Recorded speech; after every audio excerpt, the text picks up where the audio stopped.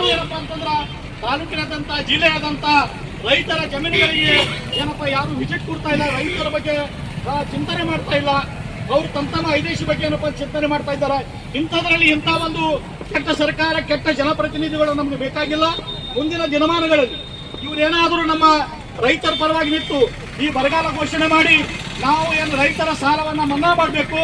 ಮತ್ತು ಏನಪ್ಪಾ ಅಂತಂದ್ರ ಈಗಾಗಲೇ ಏನು ಬೇಗ ಈ ಹಿಂದೆ ಇರ್ತಕ್ಕಂಥ ಏನು ಪರಿಹಾರಗಳ ಹೋದ್ಸಲ ಪರಿಹಾರ ಕೊಡ್ತೀನಿ ಅಂತ ಹೇಳಿದ್ರೆ ಯಾವ ಪರಿಹಾರನೂ ನಮ್ಮ ರೈತರಿಗೆ ಬರಲಿಲ್ಲ. ಬೆಳೆ ಹಾನಿ ಆಗಿದ ಬಗ್ಗೆ ವರದಿನೂ ಕಳಿಸೋದು ಯಾರು ಏನಪ್ಪಾ ಪರಿಹಾರ ಕೊಡಲಿಲ್ಲ. ಈ ಸಲ ಏನಪ್ಪಾ ಅಂತಂದ್ರೆ ನಮ್ಮ ಜನವರಿಗಳಿಗೆ ಕೂಡ ಕುಡಿಯಲು ನೀರಿನ ವ್ಯವಸ್ಥೆ ಇಲ್ಲ.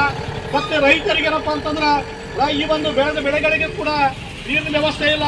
ಇವತ್ತು ಸರ್ಕಾರಗಳು ಮನಸ್ಸು ಮಾಡಿದರೆ ಎಷ್ಟು ಏನದ ಅನೇಕ ನದಿಗಳಿಂದ ನೀರು ಏನಪ್ಪಾ ಅಂದ್ರೆ ಸಮುದ್ರ ಪಾಲಾಗ್ತಾ ಇದೆ.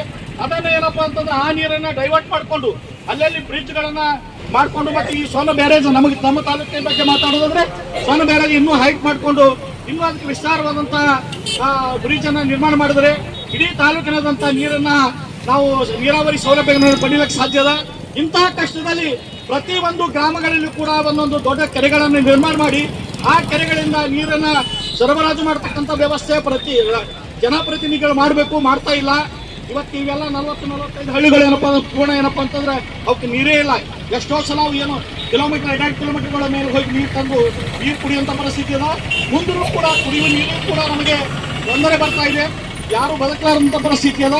ಅದಕ್ಕೆ ಸರ್ಕಾರ ಎಚ್ಚೆತ್ತುಕೊಂಡು ಈ ಒಂದು ಬರಗಾಲ ಘೋಷಣೆ ನಮ್ಮ ಈ ಒಂದು ಪ್ರದೇಶವನ್ನು ಬರಗಾಲ ಘೋಷಣೆ ಅಂತ ಮಾಡಬೇಕು ಮತ್ತು ರೈತರ ಸಾಲವನ್ನ ಮನ್ನಾ ಮಾಡಬೇಕು ಅಂತಕ್ಕಂಥದ್ದು ಮತ್ತು ನಮಗೇನು ರೈತರಿಗೆ ಸಿಗ್ತಕ್ಕಂಥ ಎಲ್ಲ ಸೌಲಭ್ಯಗಳನ್ನು ಒದಗಿಸಿಕೊಡ್ಬೇಕಂತಕ್ಕಂಥದ್ದು ಈ ಸಂದರ್ಭದಲ್ಲಿ ನಾನು ಹೇಳಬಯಸುತ್ತಾ, ಈ ಒಂದು ಮುಂದಿನ ದಿನಮಾನಗಳಲ್ಲಿ ಸರ್ಕಾರ ಇದರ ಬಗ್ಗೆ ಗಮನ ಹರಿಸದೇ ಇದ್ದರೆ ಮತ್ತು ಜನಪ್ರತಿನಿಧಿಗಳಲ್ಲಿ ಆಡಳಿತಾಧಿಕಾರಿಗಳು ಬಂದು ನಮ್ಮ ಒಂದು ಮುಷ್ಕರಕ್ಕೆ ಬಂದು ನಮ್ಮ ಸಮಸ್ಯೆಗಳನ್ನು ಈಡೇರಿಸದಿದ್ದರೆ ನಾವು ಮುಂದಿನ ದಿನಮಾನಗಳಲ್ಲಿ ಉಗ್ರ ಹೋರಾಟ ಮಾಡಬೇಕಾಗ್ತದೆ.